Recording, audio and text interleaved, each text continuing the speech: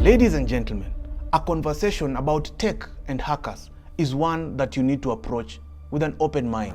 Password stealers right now are silently stealing passwords in the browser when you're typing we don't even know. Wow. Now I have a database which I can't show right now for confidentiality's sake. If I put any company or even your Gmail, if your password has been compromised before, I'll find the password. Our much awaited episode with Dr. Bright Gameli is here.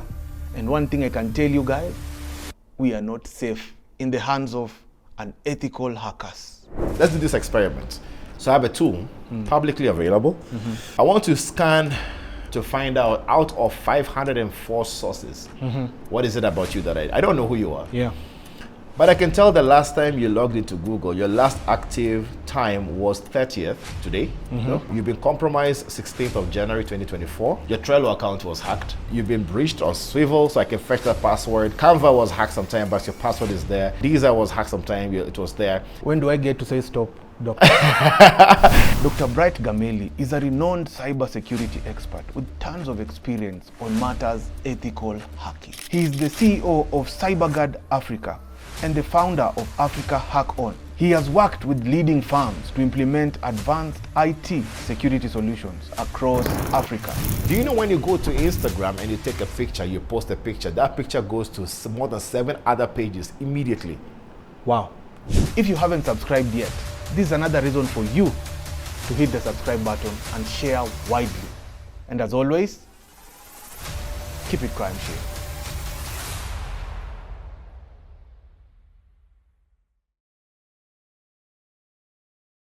This episode has been shot at Wojo, a premium co-working space located at Makua Hotel, Upper Hill, Nairobi.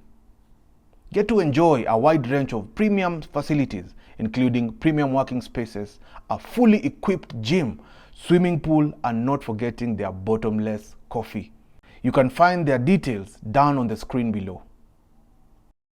If you ask me what comes to my mind anytime I think of cybersecurity, based on my background, I look at it in a way that it's like close quarter battle.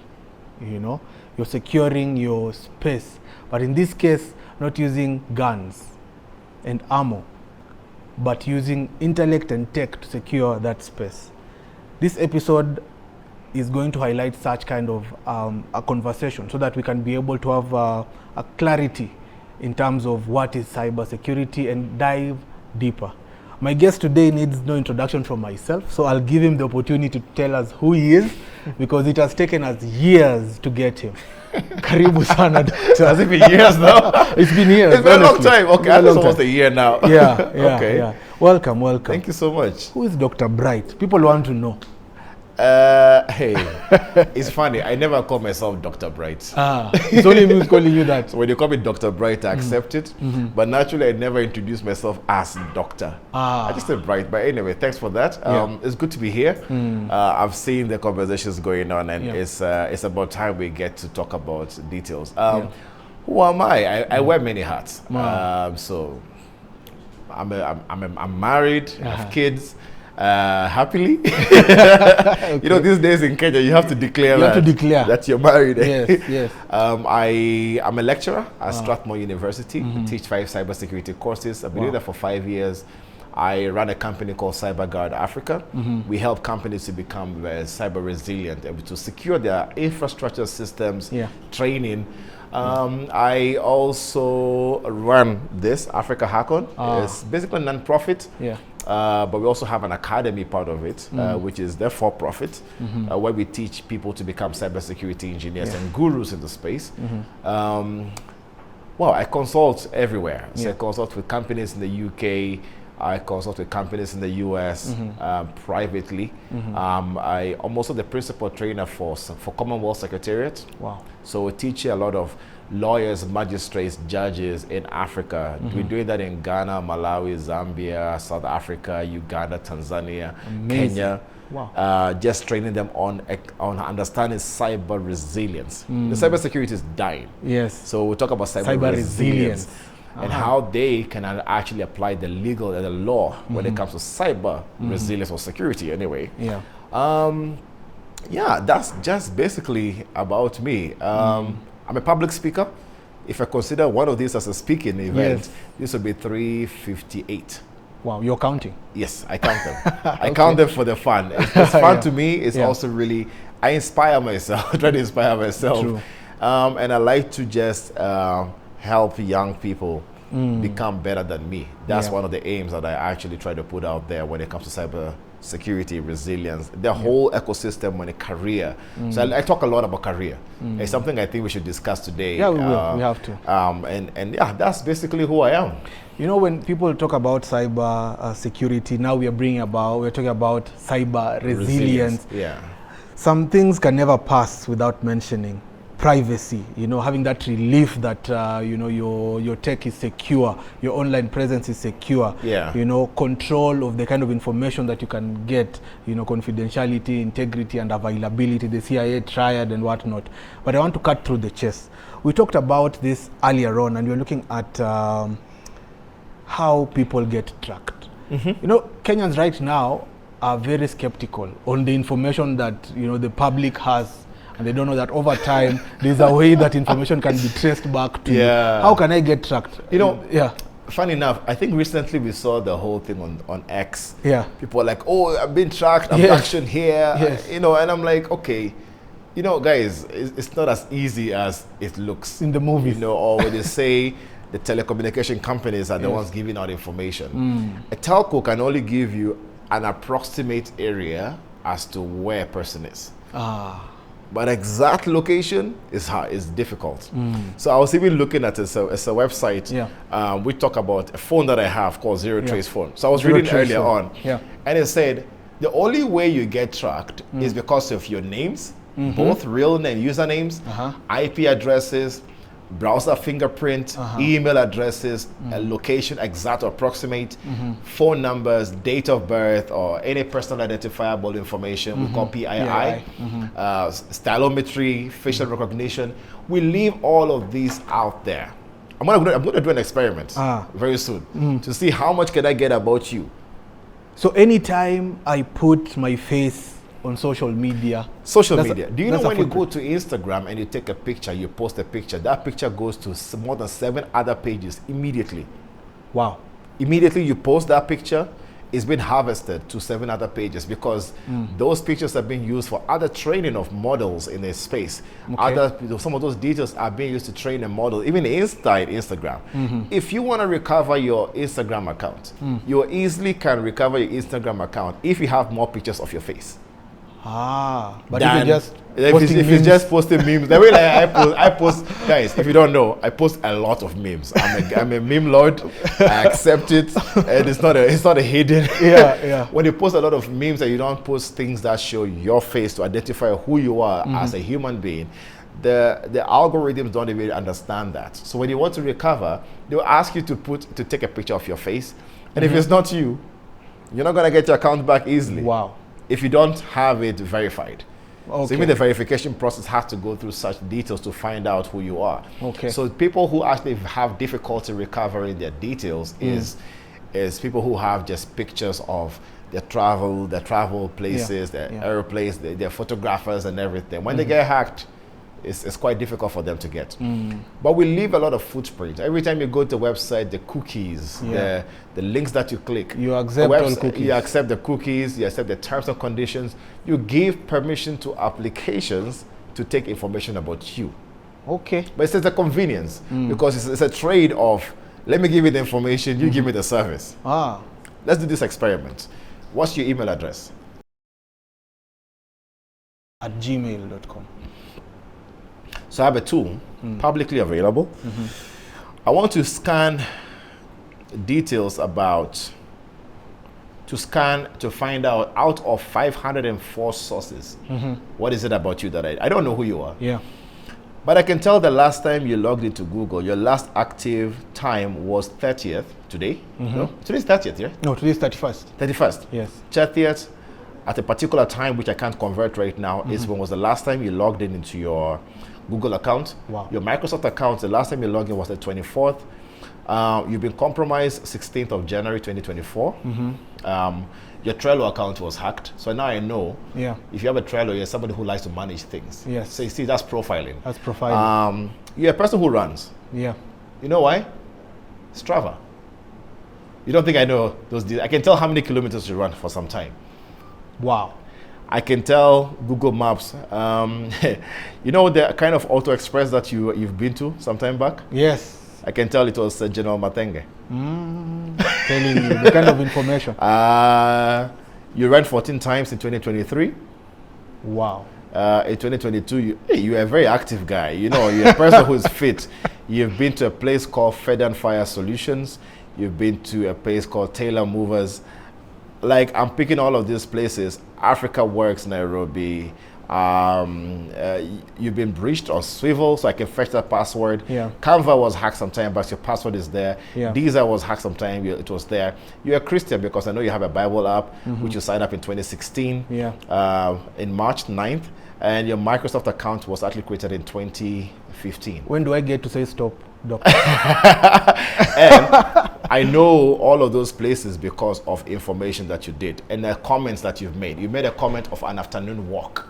Wow. Sometime in 2023. Wow. And with all of these, I know a picture of you. This picture, I can do a reverse image search to find out if it's really you. If I go to something, a website called pimeyes.com or Lenso AI, I can take these pictures, put it there and find out which other website have you ever been mentioned that I don't know.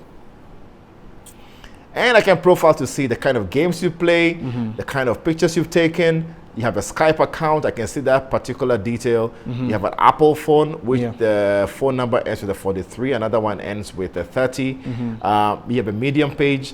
You have a PayPal account. Now, if I combine those details, I can fully understand your phone number. Within seconds, right now, you're able to tell all that. It takes 10 seconds to get that done. I'm trying to show you here.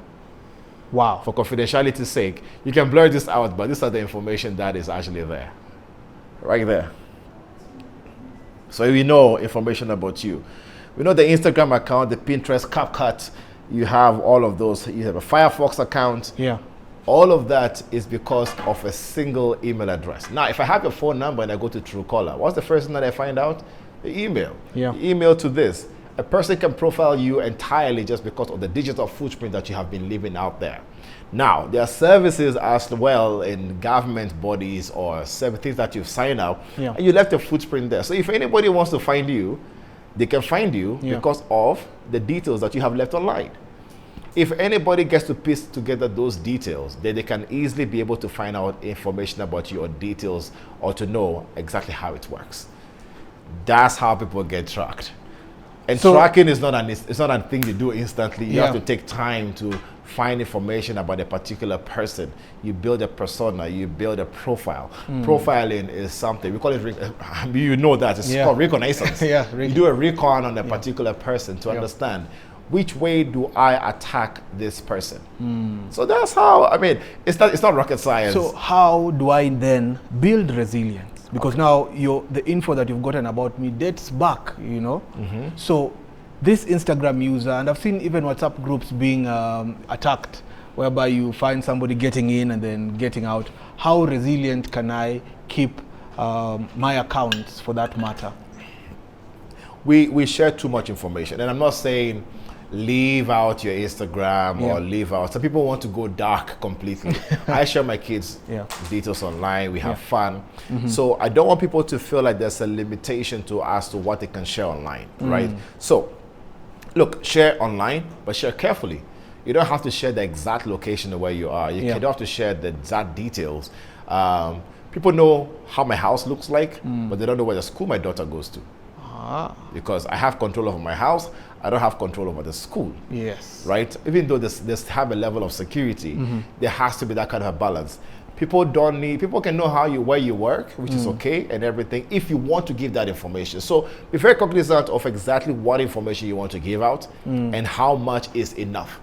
Right? Okay. So if you're a public figure, you want to be out there and they think your life is not at stake, share whatever you want. But if you know that you have a lot of confidential details, you need to see what links to what. For example, if you're a person who jogs a lot like you, I would not link my Strava to my primary Gmail account. I can link it to a Gmail account that I don't care about, Yeah. but that information stays there, right? Yeah. So you can link it to be able to actually get periodic updates and the details and everything, which is fine. Yeah. So if I was somebody who has Strava and you don't want to get people to know about you, you can create a completely different email and link it to that particular email address. Okay. So we call it operational security. So an OPSEC, you have to think about those and say, what will somebody be able to find about me? So I'm happy we're having this conversation. Yes. Because people need to know and know what are they living out there and what do you want people to know about you. Someone like me, I'm in the public space. Yes. So it's information about me everywhere. Everywhere. I even see people creating profiles as me. My goodness. They try. I once in a while do a background check to see if is there any other bright Gameli Mawudor that is out there. And people create fake accounts about me because they want to use my persona. Even Tinder. People create a Tinder account with my pictures and people know I'm married. So they're like, "Aye, how is this guy on Tinder?" And so they pick that. Yeah. So there are the pros and cons, and some people actually use that for their own advantage. I use that for work. I use that to spread awareness. I use that for the kind of things that I want to get publicly out there. So we have to balance. But self-awareness is really, really important. We call it in the security jargon situational awareness. Situational awareness. So if you're able to understand the kind of information that you give out there, then you can be very clear of what legitimately is yours. There's this meme that really trended some time back during the previous elections. Yes. There was this young man who came, and I think they'll put it down there saying password, and he remember that video very you remember well. it, yeah? Yeah. And he thought that these passwords were being, because this was with respect to the election, these passwords were being carried by a truck or something to wherever it's supposed to be used. How do we manage our passwords? Because you were able to do that, and yet I thought that my passwords were strong. Yeah. So if you were able to get that information through open source intelligence, then how can somebody in my shoes, somebody watching us, our Crimeshield fans, how will they make themselves more resilient so that they are not susceptible to such kind of attacks? I'll give a typical example. Their PIN number for most people is their date of birth or their wives or their anniversary and the likes. Yeah. Those information are things that people can find about you online just because you've left a lot of digital footprints. Okay. Passwords are usually combinations of people's names and their favorite character in a movie, in a TV series, their spouses, and they add a number or two, a number such as, a number to their date of birth or their anniversaries. You have to shift that information away from them. So a typical strong password is actually a password with spaces. If you do how strong is the password, if you go to that website right now, I can tell you that the password Kingsley can be broken in less than 2 seconds with the slowest computer. Yeah. We have quantum computing now. So that means milliseconds. For a quantum computer. So a strong password is when you have a space in the password, it becomes very difficult because the space is not considered as a character. Yet. Yeah. So even a quantum computer have to think of all the possible combinations, before now adding the spaces as a character. So a sentence with that becomes longer and difficult. However, you can have the strongest password in the entire world with all the spaces, the numbers and characters and everything. But if you don't secure where you're keeping that password, it's useless. This is why we need password managers, Bitwarden, 1Password, and the likes. The only one that I avoid is called LastPass because I just had really bad experiences with them. So I don't use LastPass. I'm not bashing them, but I'm not a fan of it. But Bitwarden, very good. 1Password, pretty good. Apple Passkeeper is also really good. When you have a password manager like that, you can keep your password in a vault. So every time you want to decrypt that password, you have a master vault. Do you know why? We have what we call a password stealer. Password stealers right now are silently stealing passwords in the browser when you're typing, we don't even know. Wow. Now I have a database which I can't show right now for confidentiality's sake. If I put any company or even your Gmail, if your password has been compromised before, I'll find the password. In real time? How many times have you, in real time, it takes 5 seconds. How many times have you used that password at enough places? Because you're a human being, you naturally cannot be able to remember every password. But unless you wrote it down somewhere. Yes. So you keep on using the same places so many times. So when doing OPSEC, we try to find out those details and say, okay, if this is a password that has been leaked out before, has been breached, then I can find the password. In fact, one fact is, you could have this. That tool is what's it called? It's a proprietary tool. It costs almost 5,000 euros, between 3,000 to 5,000 euros a year. But there's some APIs, application programmable interfaces, where you're able to fetch details or connect to a system through code. Wow. They actually have some of those where it gives us those passwords for free. Wow. You don't have to pay for it. And it's publicly available. So what happens to that? So we have to be able to be aware that our passwords could be leaked. We have to start rotating those passwords every now and then. If every 3 months you change those passwords and use things like Bitwarden is free unless you want to pay for the pro version, which has extra details, then pay. But hey, use something that you can be able to keep your passwords safe. Use password managers and have a master password that you never forget. You brought in a critical point of the vault, and many people probably they don't know that they have this even readily available.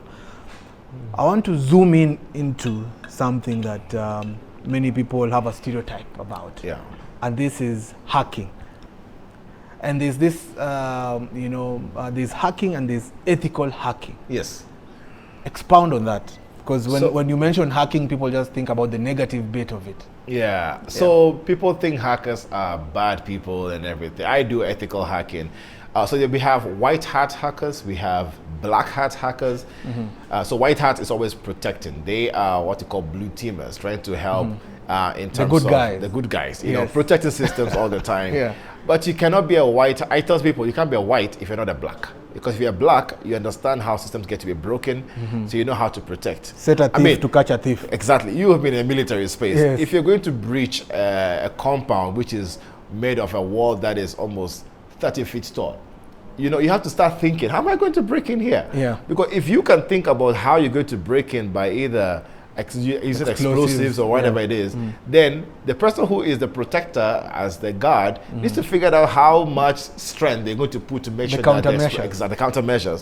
The same way, there are those people who are gray. So a gray hat hacker is in the middle. They can do both black and white, mostly white, but they have their dark moments. When they really want to go for you, they will go for you. I'm a gray hat, so if you go for my family, I will not rest. I'll make sure I will come for you. Not like the other day, an Uber guy. Oh my God! I ordered food, so my wife and I starving. We stayed home, and this Uber guy stole the food. He called, like literally, we call his phone number. I'm a dude. The guy's not picking. Food worth for the entire house. He stole that food. So I was losing it. My wife was like, just calm down. And I'm like, no, I'm going to find this guy. And I was pissed because you just met. Okay, that's not really messing with my family, but it messed with me in a way. Took his email, his phone number, checked Truecaller, email, saw leaked passwords. And then I have a way I can send an email from you to you. So I automated that, send an email from him to himself a number of times. And then I send him a spam. So he will be receiving that for a while. My goodness. He needs to. He's paying for his things. He has to. And I told him, you've messed with the wrong person. Then his email detail has location details that I pulled on. And I'm like, I know you were here, you were here, you were here. And here, in fact, there's a picture of where you were there. Okay? It's how you look like. I know this is a social media account. And I know this is where your daughter and everything. I just sent him all of those details to be aware. That you know. That I know. Wow. I was mad. Anyway, that's a great part of things. It's called the psychological warfare. So just for him to know, he messed with the wrong person. He should never steal again. We're refunded eventually by Uber, but still, I had to just teach that guy a lesson. So the ways, these are kind of hackers. Some of these hackers get to be hired to be able to do a lot of security work, testing security systems of organizations, applications. If I know somebody's bad out there who's going to break my mobile application and steal money from the organization, I need to hire somebody as good as that person to be able to break. This is what we do at CyberGuard. CyberGuard, we take apps of systems, networks. We're actually going to networks today, even just before we came here. We are the client. The client is like, we're only going to give you access to the Wi-Fi. That's all you have. And from the Wi-Fi, we got into all the other the networks, which we are not supposed to. That alone should tell you that there's a vulnerability there. So if anybody comes to that particular premise and gets access to the Wi-Fi, which they all get, how much can they do? They can extract files, they can get into your other networking systems, and that took less than 40 minutes. Wow. To get all of those. We basically impersonated another person in the organization and became them. So the firewall is not going to kick us out because the firewall thinks we are you. Wow. You get it? And that's the kind of things that we have to start looking at in organizations. So we check all of those. We think like a bad guy. We plan like a bad guy. We attack like a bad guy to be able to make sure you can put the right countermeasures.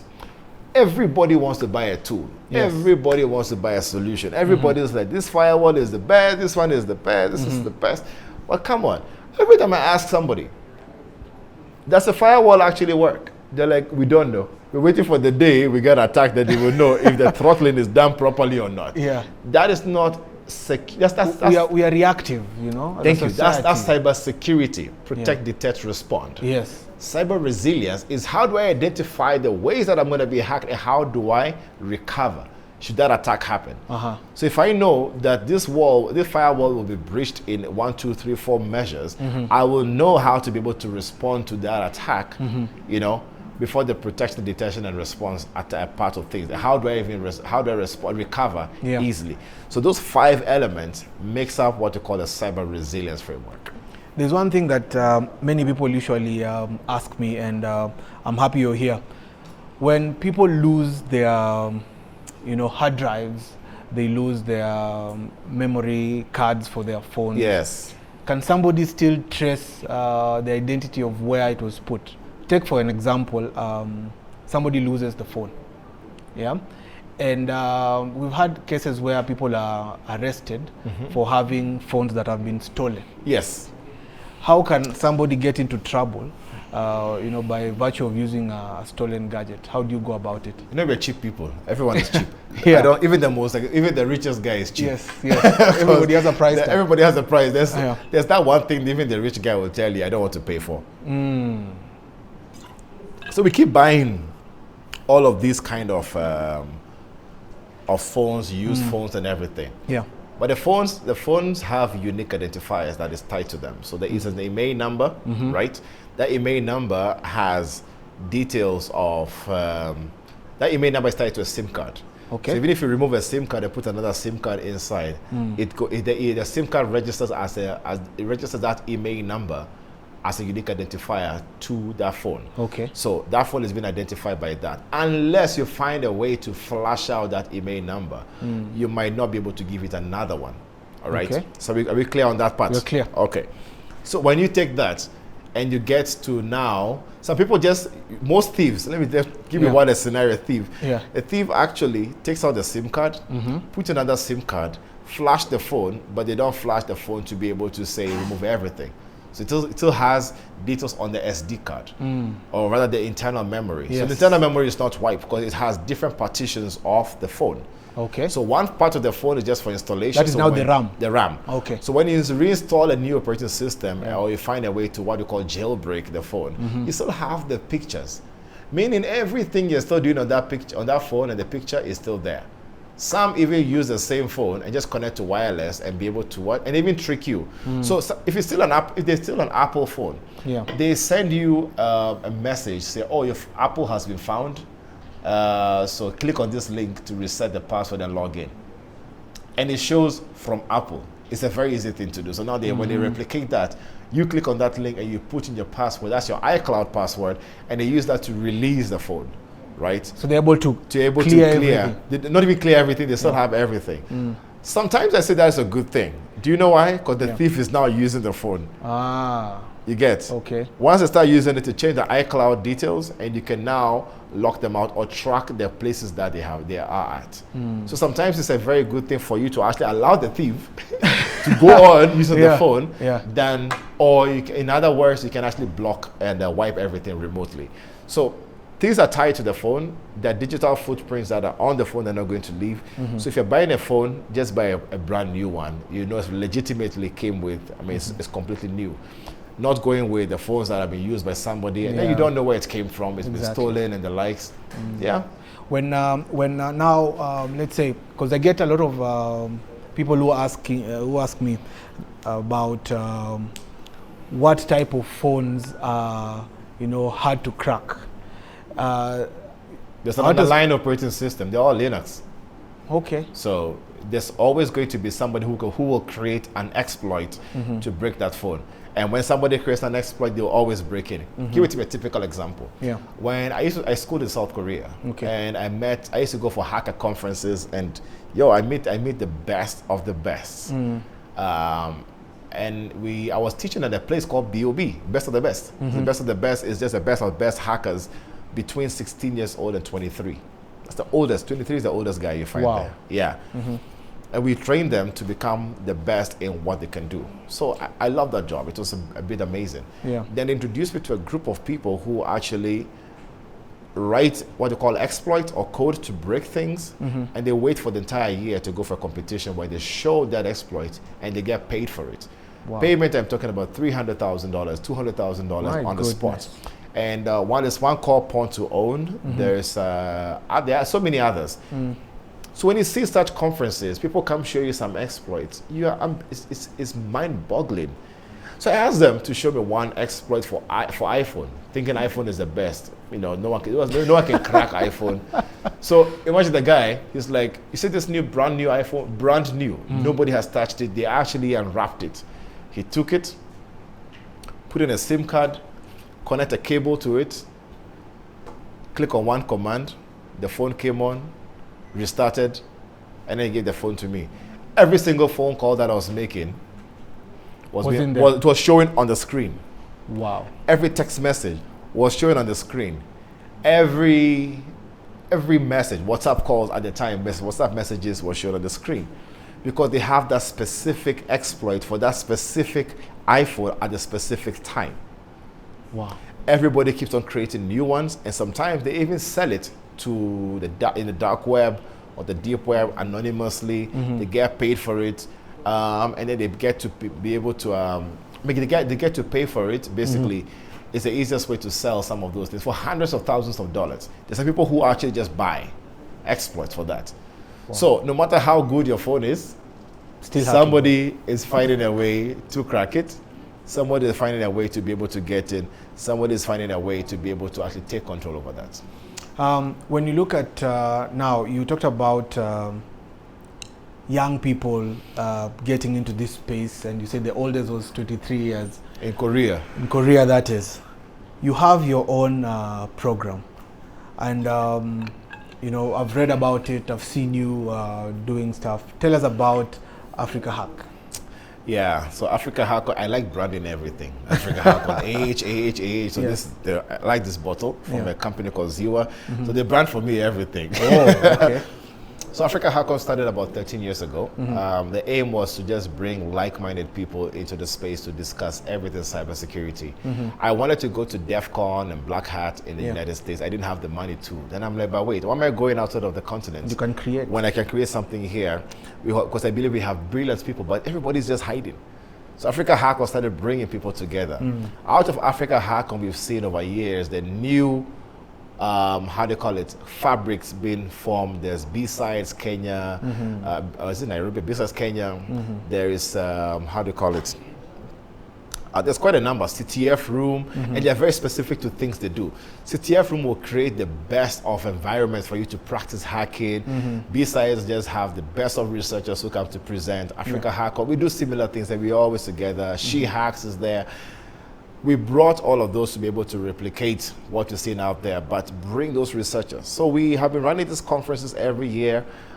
This year we're doing monthly meetups. So the next one is on the 26th of this month. Okay. People should come and discuss topics, expertise, show what you can do, show people exactly what they can learn as well. Yeah. And the age keeps on getting younger. Yeah. One of the best hackers we have in our team is 20 years old. 20? There's nothing you can give him not to crack. Wow. There is nothing, literally. nothing that you can give that guy where he will not crack. Wow. 20 years old. That speaks into the next generation. 20. I started training him when he was 11. My goodness. Yeah, he was 11 years old, saw me online, came to the conference, Africahackon conference, like, oh, it was at Dusit at the time. Oh, I don't like what you do. Can you teach me? And if you, so I talked to the parents, we started having conversation. He's amazing. Wow. And we have other fabrics. So all the other guys we there have their 21, 22, 20, you know, very young age that we keep on seeing. And I'm happy about that because such people get to know. All they need is a guidance. Yes. Some just need somebody to walk them. So every day, I kid you not, seriously, every single day I get at least 5 DMs. Wow. Of, can you guide me? I have a friend who needs mentorship. So what I'm trying to create is that there shouldn't be just one Bright. There should be multiple versions of Bright who can help every generation that is coming up. If we do that in the next 5, 6, 10 years, we'll all become very good cybersecurity engineers. We create our own black hat. Exactly, because right now, great. Let's not create black hats. Let's create grey hat hackers so that we can actually create. So right now it's a movement. You know, being an Africahackon member of the TF room or B-sides and everything, it's a privilege. People even put that on their CVs that I presented at, I attended, I got a certificate from. No, it goes a very long way. It goes a long way. And we're trying to create that culture so that even hiring managers get to know that we can get the best brains in the country. We don't have to hire from outside of Kenya. So we started the academy recently. The first cohort is ongoing right now. We want to see how do they, because we've not seen the best cybersecurity program. So we came up with the Africahackon Academy. So if you go to academy.africahackon.com, you basically will see some of the details of the program. The first cohort is going on. The second will start in about mid-March, which will be paid. And we have it's a 6 months continuous training for you to learn how this get to be, how to get a hands-on, practical cybersecurity training that you can get in the country. If we don't teach people how to practically get those, they're going to become, they can't get it, they can't compete in the market, in the international markets. And I'm afraid to say, I'm a lecturer. Getting flight hours. Yeah, I'm a lecturer at Strathmore, and I've been a guest lecturer at many places. I serve on the board of Moringa School, USIU. There's something called EC Council. I don't know if you heard about it. Who teach certified ethical hacker. I'm a technical advisory board member for the pen testing and threat intelligence as well. So there's something called CyberSafe Foundation. I forgot to mention these details. CyberSafe Foundation, they train hundreds of young women in Africa to become cybersecurity engineers. I serve on that advisory board as well, and Ushahidi. I don't know if you heard about Ushahidi. So all of those boards, I keep on seeing something different, and we keep on complaining about something different, that lecturers and teachers are not changing enough to be able to accommodate the new things that are being taught. So our system is a little bit rigid. Exactly. So we need to start bringing this from the grassroots level. Let's go into the small villages, or let's go to the young schools and teach them cybersecurity, programming, a little part of coding and everything. And I've judged some competitions from some high school students, and they create amazing things, but they lack what? Mentorship. So if you don't guide them on the exact way to be able to go, they're just going to become black hats. And we are avoiding that because we've seen some of them who have changed. They become black hats and they get arrested. So we're trying to change that from the young people, but also educate the other older people to understand where there's a disconnect. And catch up. Yeah, because do you know some of the job advertisements that go out there? We are looking for a certified ethical hacker. 8 years experience. 8 years experience. Should have CEH, CISA, CISM, CISSP, all of those certifications. Guys, if you don't know those certifications, go Google them. CEH, CISSP, OSCP, OSW. I mean, CISM. How do you expect a 22-year-old to have a CISM, which is for management, at 21 years old? This guy has not even gone to school to experience that yet. But if we start putting that, and hiring managers are putting those things out, we will never get the best in the industry. I've hired for so many countries and top organizations in Kenya, and I keep on telling them, you need to set the criteria properly. Let the managers be the managers. Let them guide the technical young people to grow in that space. Otherwise, we'll be fighting Day in, day out. Day in, day out, trying to create and then compensate them properly as well. I mean, guys. You know, they're protecting critical assets for you. Exactly. You know? And if they land into the wrong hands, then you better pay them. Exactly. Otherwise, the damage they can do with those skills of theirs. I usually tell people, security is not cheap. It's not cheap. It's not cheap. There are some clients, let me tell you, my colleague Fraser and I, we go for some meetings, and the client says, this device here, this program, it's worth 100 million. But you want to pay me less than 500,000 Kenya shillings. To protect it. To protect it. One said, oh, we are losing almost 5 million every week. We don't know how it's done. But I want to pay you less than $1 million to find it, to find who it is. Why would I ever want to even engage? And we walk away because it's not worth the time. So the value that we have to bring in has to be matched with the kind of skills that we are bringing in as well. It took us years to understand the mindset of hackers, to understand systems, to understand exactly how people work, how things work, how we break things down into tiny pieces. So if you are bringing in my skill set or my team's skill set or engineers who are coming, compensate them properly. You know, internationally they will leave you and go for international jobs and be paid very well. They rather work at night and be able to actually serve people, and it's a better value. Still speaking on you know, the next generation and the youth. How can somebody young, let's look at the 20-year-old in your team, how can he or she package themselves in alignment for these careers in the cyber? You know the certification OSCP? Yes. It's a 48-hour exam. Yes, it's a 48-hour exam. First 24 hours is pure hacking. The next 24 hours is report writing. If you fail the report writing, you fail the exam. I know people who have OSCP and have no jobs. All of them have jobs? They don't. They don't? Some people who have OSCP certification. And it's a highly recognized and demanding certification. 48 hours. 48 hours. You've passed that 48-hour exam worth $1,000-something, but you have no job. You know how sad that is? It's because you don't know how, like you said, packaging yourself. So people, young people who are out there, if you're watching this, package yourself by being able to bring out the skills that you have. Speak at conferences. Train young people, a few people. You are in WhatsApp groups. Join the cybersecurity WhatsApp group. We have one called Mini Africahackon. There's KCSFA. There's InfoSec and Forensics. There's Back Bounty Kenya. There's so many. Join some of those WhatsApp groups. Go to Discord. Discover. Go to X. Ask people, where are these groups that I can join? Be the one to present on what you're good at. Be the one to be able to teach people. But if you cannot give that knowledge to somebody else, you will be a stagnant and be at the same place forever. You'll never grow. You'll never grow. Be in those WhatsApp group, give and teach and train, and then people can, and then from there, go put on LinkedIn. I trained on this. People said this. They felt like that. I should do this better. I can do more. I want to teach more. If you don't get to do those, that's how I basically became to brand myself. Do you know I get people from NSA who actually add me on LinkedIn? Wow. Yes, Israeli intelligence. And they write it there. You know, a company, other intelligence agencies. And they write to me and I'm like, oh, like we like what you do. And I'm like, what have I done? It's just because of the tiny things. I see an article on in the newspaper, the daily newspaper. I said, okay, this is interesting, but this is my opinion. It could have been done like this. This is what I think. This is what is my mind. It's your opinion. Yes. If you don't bring yourself out, you're going to be lagging behind with a very nice skill set, with very good certification, but you'll be paid peanuts looking for a job. I usually say if you don't document it, then it didn't happen. Yep. And packaging yourself as a brand goes a long way. And I'm happy that you mentioned LinkedIn. Many people do not realize that the power of LinkedIn is... the algorithm is powerful. It's very powerful. And in as much as we have creators in all these spaces, we can also leverage on the skill set that we have, you know, to showcase what we are good at.